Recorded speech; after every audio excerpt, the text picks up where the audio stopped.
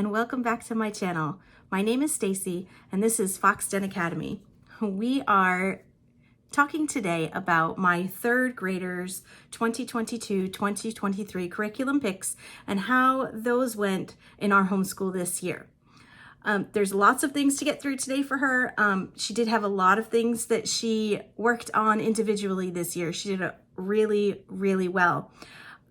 One thing that I did want to discuss that I haven't discussed in my 7th grader or my 6th graders video from 2022-2023 is part of their history curriculum that we used that I haven't talked about yet. So I wanted to just make mention of the Book of Centuries that they did during their history curriculum. What we did as part of our history curriculum was each child completed a book of centuries. And this is really just a book that they were writing down.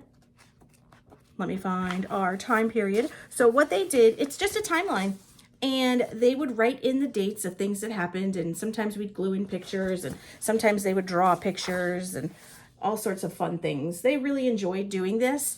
And we use this pretty much as a review. What we would do is we would go over our history lesson one day, and then the next time that we met to do history, the first thing that we would do is we would do the timeline of the events that happened in the class before, as kind of a way to pull in a reminder of what we did last time to kind of flow into our new lesson this time. It worked out really well doing it this way. We did buy specific pencils or specific pens that they could only use when they were doing their Book of Centuries to kind of make it fun. And they did have different colored pencils or pens that they used when they did their books. And they had lots of fun writing them in. Here we wrote in Beowulf was published in AD 700. What was it? Yep, exactly. Say it 700 it was written. And she wrote a nice hi at the top of this page. She's so funny. So this I wanted to mention as part of their history curriculum as well. This worked out really well. We will continue to use the same book all throughout our time. And we're going to have lots of fun continuing to add to these. Oh, you can definitely see this is kind of more what it looked like toward the end of the school year this year. Yeah, this is AD 1500 and we went up to 1600s this year. So, oh yeah, there's another page as well. So they had lots of fun doing these books together. All right, so let's get on to her individual curriculum that she used in her 3rd grade year this year. So the first thing that we're going to talk about is math. In math, my kiddo was in Matthew C's Gamma level. So she's completed addition and subtraction and she can do those very well pretty quickly. So we did do the placement test at the beginning of this year.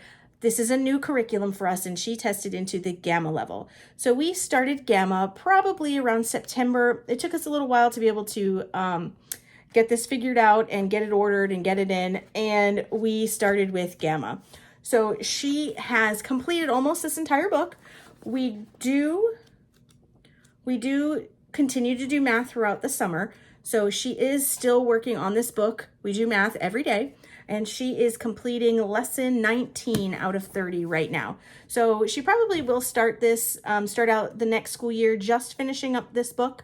And then we will see about her next curriculum next year. So this was her math this year, Gamma.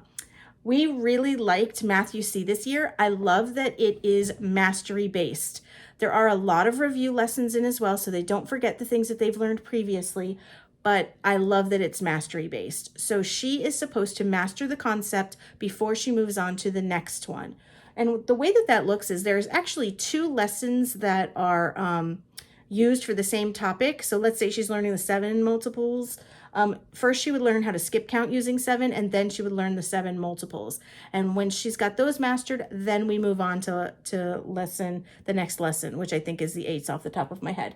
But she really enjoyed this year. It was quick. It was easy. Math was done in probably about 15 minutes as far as one lesson goes. I did have her complete 1 lesson a day. And then we also worked on some math flashcards so that she could continue to gain skill with those math facts. We usually use math flashcards for probably about the last 4 or so multiples that she's been working on to give her a sense of mastery and an ability to continue to recall those math facts. Multiplication facts are hard, my friends, right? So that was her math program this year. She did awesome with it. She really enjoyed doing her math. So for language arts, there were a lot of different pieces to language arts for her this year because we wanted to make sure that we completed the All About Reading curriculum with her. Now, she did really well with the All About Reading curriculum. Now, if you remember, we homeschooled her for kindergarten and first grade, and we allowed her to go to private school for second grade. And then now we're homeschooling her again for third grade. So she completed levels 1, 2, and 3 between kindergarten and first grade. So she was able to get all 3 of those lessons done, or levels done. For second grade, we did not continue with All About Reading at home because she had so much other homework and things going on at school that we didn't want to continue to add it. So we kind of tabled this, and we figured, she was reading at such a high level. I think at the beginning of second grade, she was beginner 5th grade level reading anyway. So I said, oh, she's not going to read that. She's not going to need it. She'll be fine, right? So she did her year in private school, and she did end up finishing the year, I think at a middle 5th grade or beginning 6th grade level, something like that. So we weren't too concerned about it. So then at the beginning of 3rd grade, I had her take the All About Reading placement test just to make sure that she had mastered all of the skills in level 4. And what I found was that there were many parts of level 4 that she did not know how to read at all. So we backtracked and we said, you know what, we're going to go ahead and complete this All About Reading curriculum. So probably I would say about November or so, we began the All About Reading level 4 with her. And as you can see, she is so close to being finished. I believe she's on lesson 58. She's on lesson 58 of 63. So she's almost finished with it. We will finish this summer, and then she will move on next year. I'm so sad that All About Reading doesn't have any other levels. She's my last kiddo that's completing All About Reading, and we absolutely adore this curriculum. If you are on the fence about All About Reading, don't be. Buy it. You'll love it. It's fantastic. So this is what she worked on throughout this school year, and she is now an amazing reader. She's currently working through French influences in English, so she's learning all about those, words that end in ET, that say A, and, how CH can say sh with French words, all those sorts of things. She's doing amazingly well. Along with her All About Reading curriculum, we did continue to use All About Spelling with her. And just like All About Reading, last year when she was in private school, we did not continue All About Spelling for her at home. So she just got the lists of words at school, and she did well with them. She never has, she's an easy learner. She usually get A's and B's without trying at school. And so we wanted to make sure that she has a firm foundation in spelling and language arts and everything, really, let's be honest. But we did the placement test again at the beginning of her at the beginning of her school year. And she tested at the beginning of level 2 again. So she did lose some progress because she had already completed level 2 at the end of her at the end of her first grade year when we finished homeschooling with her that year. So we redid level 2, and then we moved on to level 3. And she is probably about halfway through. Let me find her bookmark. I have so many different kids' bookmarks. Yeah, she is on step 14, lesson 14, out of, let's see how many lessons are there. There are 28 in this book. So she is exactly halfway through this book. So she did all of level 2 and half of level 3 last school year. So we will just pick it up in the fall and continue on with level 3 for her. So for our next subject with my 3rd grader, we are doing handwriting. And her private school that she attended last year did start teaching the kids cursive writing in 2nd grade, but it really was just that, how to make the slants and how to, those kinds of things. It wasn't necessarily actually forming letters and that sort of thing. So that's what we started this year. We do use Zaner Blosser curriculum. I enjoy their curriculum. I really like how they teach letter formation and how it's more of a letter formation that we learned growing up, and how, you know, many of the formal documents of our history are written. So I really like that they kind of follow that handwriting style. It's not, you know, a different type of style to make handwriting easier. It is that type of style that we learned growing up so that, you know, she can read formal historical documents and sort of things like that. So we will continue on with our handwriting journey. Awesome. Next was grammar. So for grammar, we continued on in the first language lessons series. Now, for first language lessons, she completed level 3 this year. So she's done 1 and 2, and we began level 3 this year. When she attended private school last year, while she was there, I was actually the aide that worked in her classroom. So I got to see kind of exactly what was going on in class. Yeah, maybe I did that on purpose. And she was learning all about grammar in her private school as well. And one thing that I noticed was when her teacher would ask questions like, class, who can tell me what the definition of a noun is? She would pop her little hand up and she would answer. A noun is the name of a person, place, thing, or idea, right? She knew that definition cold, right? What is the definition of a verb? A verb is a word that does an action, shows a state of being, links two words together, or helps another verb, right? And she was able to rattle that off when her teacher asked the question. And I literally saw her teacher's jaw drop. She told me in all of her years has she ever had a child be able to rattle off the definition of what the different parts of speech were.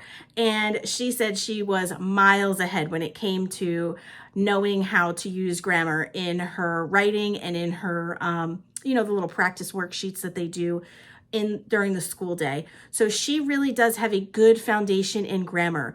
Oddly enough, when we did our testing at the end of the year, the one thing that she scored the lowest on was punctuation.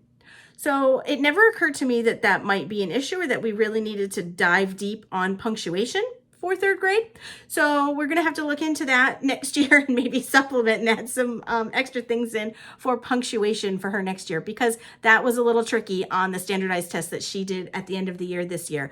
I think she tested so far above in grammar. It's ridiculous. I think she tested like 5 grade levels above what a typical 3rd grader knows for grammar using this curriculum. It was awesome. The one thing that we don't enjoy, that she didn't enjoy, was doing the diagramming. Now, she picked up very quickly what words should go in which spots, but like I said in my previous videos, she didn't really understand why she was putting the word on this line or the word on the slanted line, and what the relationship there is and why it goes where it goes. I do believe that that is something that's taught higher up in the levels of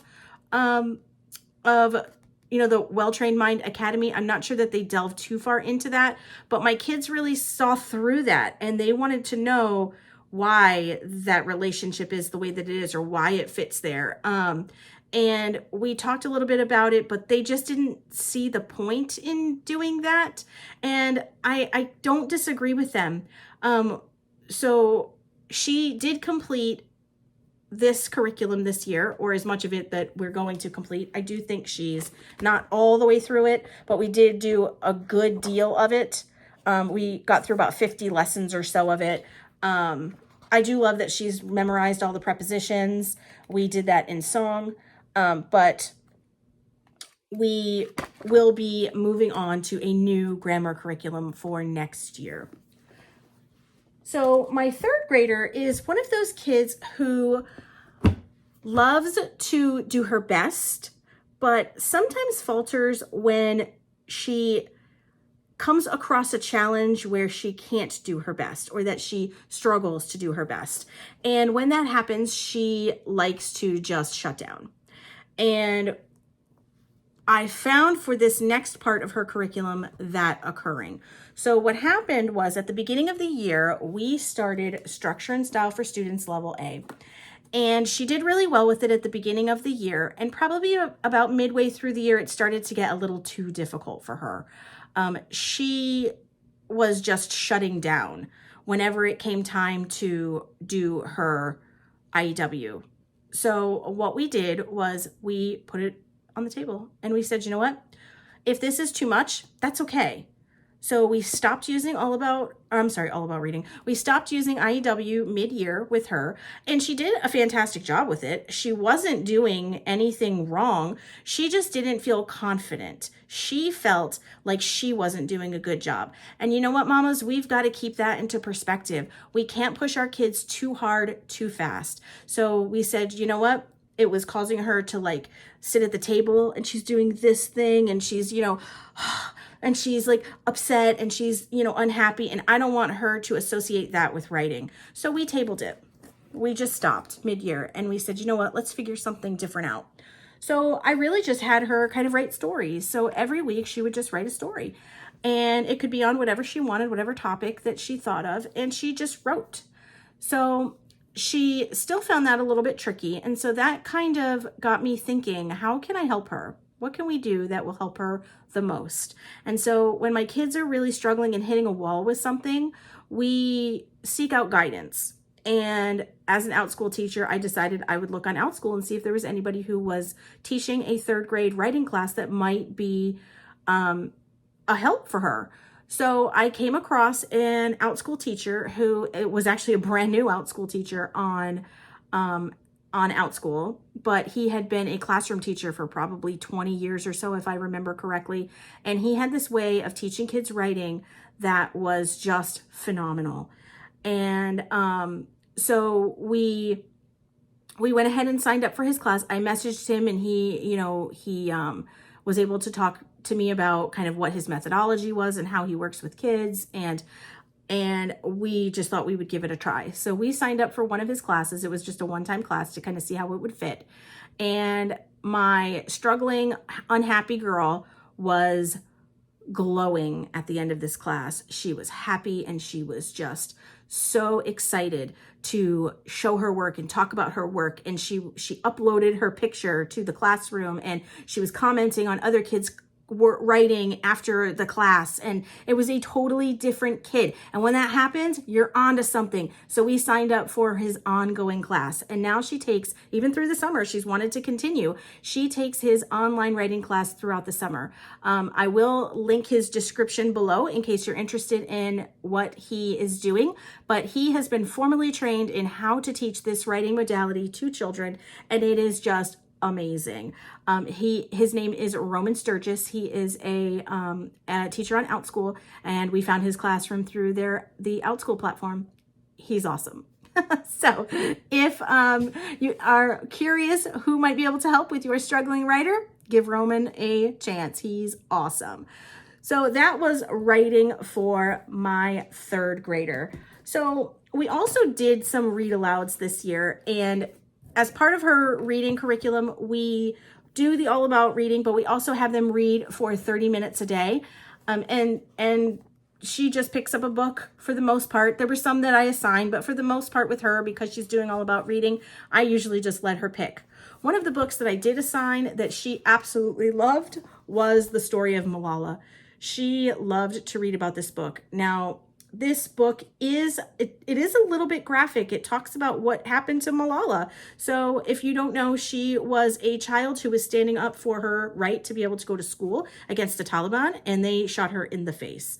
So it does discuss that in the book. If you have a child who is squeamish or who doesn't handle violence well, this might not be the book for them. But Madeline loved the story within of how Malala overcame the adversity that she had in her life. And it really kind of hit home for her about how some kids don't have the right to education, and that education is a gift and that we should treat it as such.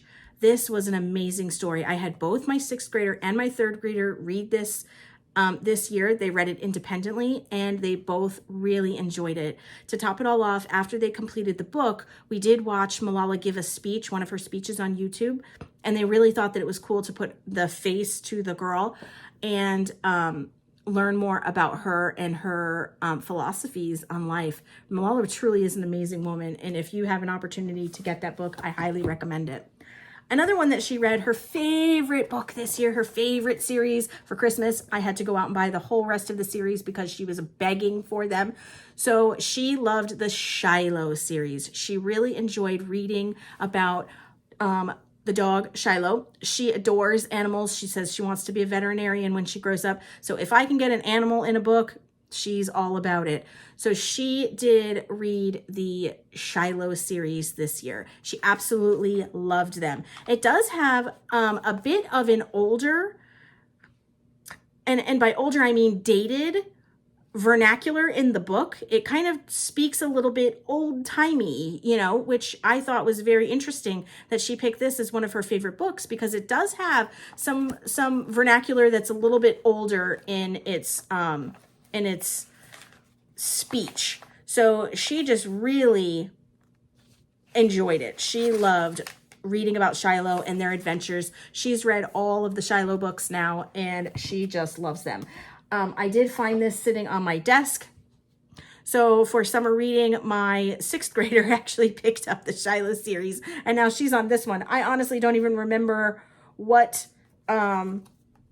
one in the series this one is, but she is also enjoying the Shiloh series. I love to just let the kids pick a book that they find interesting. I like to keep healthy and interesting, amazing books on our bookshelves, and they just go to town with them. As you can see, I have all of my Magic Treehouse and the Merlin Missions books up on my bookshelf because I do teach them online through Outschool.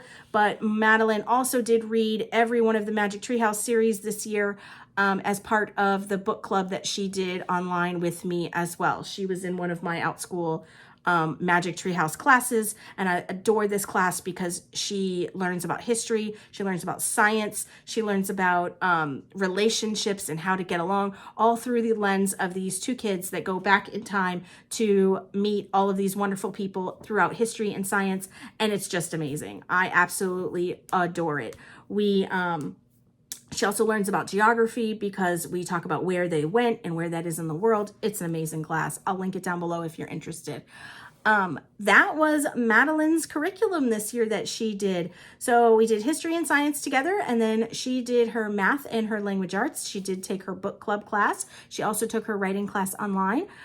She also did a reading comprehension class that was how to be a veterinarian, which was super fun because she wants to be a veterinarian, and the teacher would actually put a blurb together that was about something that was going wrong with an animal, and you had to look at all the symptoms and try to diagnose what was wrong with the animal. And it was very cute, and it was very age appropriate. So it was something like they hurt their paw, or they they had a headache, or they were thirsty. It was something very, very cute and very minimal that she was able to really read and kind of figure out. And she felt like she was a veterinarian. It was amazing. Really, it was a reading comprehension class, but she didn't know that, right? It was awesome. She also did American Heritage Girls this year, so she learned through those as well. For anybody that doesn't know, American Heritage Girls is sort of like Girl Scouts, only it's with a Christian twist. So they are, they're like Christian Girl Scouts, which is it's a fantastic program. If you have one near you, they're just amazing.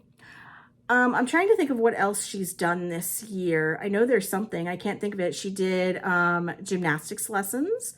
There's something else. I can't think. That's okay. I don't know. She did something, but I can't remember what it was off the top of my head.